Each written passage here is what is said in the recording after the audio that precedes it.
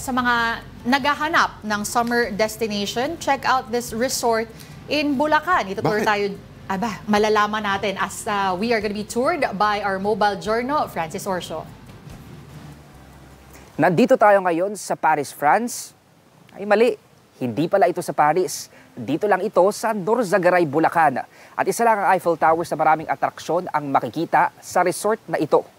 Nandyan din ang Statue of Liberty ng New York City, Golden Gate Bridge sa San Francisco, California, Louvre Museum sa France, Great Sphinx of Giza ng Egypt, Merlion ng Singapore. Tampok ang mga yan sa water park na ito sa Norzagaray, Bulacan, ang Adventure Resort. Bukod pa yan sa mga swimming pools na masusulit din lalo na ngayong mainit ang panahon. Sa tumataas ba naman kasing heat index o init na nararamdaman ng ating katawan, malaking tulong ang pagtatampisaw sa tubig to cool down. Kaya ang mga resort ngayon talaga nga naman daw dinadayo.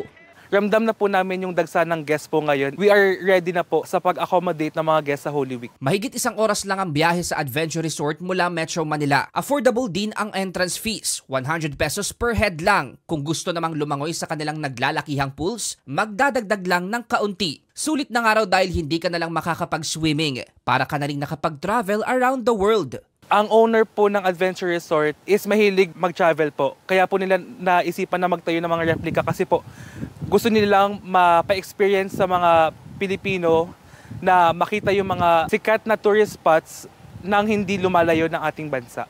Tunay ngang laging may paraan to beat the heat ngayong mas lalo pang iinit. Sa mga ayaw namang lumayo sa Metro Manila, tiyaga lang sa paghahanap ng mga paraan para ma-enjoy pa rin ang mainit na panahon. Mobile journalist Francis Orcio po, hatid ang mukha ng balita.